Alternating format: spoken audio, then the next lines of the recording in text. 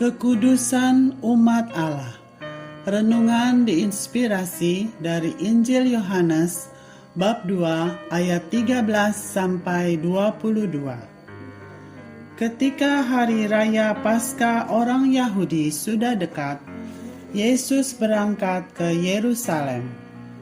Dalam bait suci didapatinya pedagang-pedagang lembu, kambing domba, dan merpati, dan penukar-penukar uang duduk di situ. Ia membuat cambuk dari tali, lalu mengusir mereka semua dari bait suci, dengan semua kambing domba dan lembu mereka. Uang penukar-penukar dihamburkannya ke tanah, dan meja-meja mereka dibalikkannya. Kepada pedagang-pedagang merpati, ia berkata, "Ambil semuanya ini dari sini. Jangan kamu membuat rumah Bapakku menjadi tempat berjualan." Maka teringatlah murid-muridnya bahwa ada tertulis, "Cinta untuk rumahmu menghanguskan aku." Orang-orang Yahudi menantang Yesus, katanya, "Tanda apakah dapat engkau tunjukkan kepada kami bahwa engkau berhak bertindak demikian?" Jawab Yesus kepada mereka, "Rombak bait Allah ini, dan dalam 3 hari aku akan mendirikannya kembali." Lalu kata orang Yahudi kepadanya, 46 tahun orang mendirikan bait Allah ini, dan engkau dapat membangunnya dalam 3 hari? Tetapi yang dimaksudkannya dengan bait Allah ialah tubuhnya sendiri. Kemudian, sesudah ia bangkit dari antara orang mati, barulah teringat oleh murid-muridnya bahwa hal itu telah dikatakannya, dan mereka pun percayalah akan kitab suci dan akan perkataan yang telah diucapkan Yesus. Demikianlah Injil Tuhan. Terpujilah Kristus. Hari ini adalah pesta pemberkatan gereja Basilik Lateran. Bangunannya didirikan oleh Kaisar Konstantinus Agung, putra Santa Helena, pada tahun 324.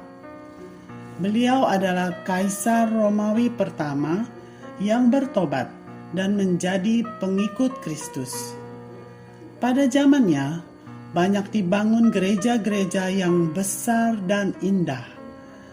Disebut basilik karena arsitekturnya megah, juga karena diberkati dengan upacara agung dan meriah oleh Sri Paus.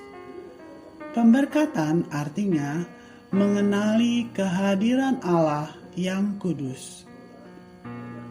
Gereja Basilik Lateran diberkati oleh Paus Sylvester yang pertama dan menjadi gereja katedral Uskup Roma sekaligus sebagai paus. Basilik ini menjadi gereja induk dari seluruh gereja di dunia.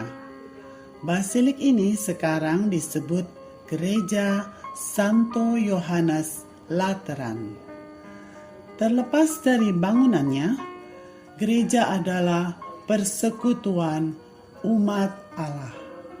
Di dalamnya, umat Allah menjadi batu hidup yang membentuk rumah atau bait Allah, tempat kediaman Roh Kudus. Itu berarti semua pengikut Kristus menjadi satu kesatuan dengan bait Allah, yaitu tubuhnya. Kristus adalah kepala tubuh. Karena itu, ia tidak berkenan tubuhnya menjadi tempat berjualan dan mencari keuntungan pribadi atau golongan. Seharusnya gereja menjadi tempat perjumpaan Allah dengan umatnya.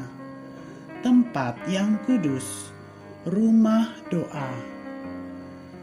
Para pedagang di bait suci berjualan dengan harga tinggi, dan terpaksalah orang yang mau beribadah membeli hewan-hewan persembahan itu.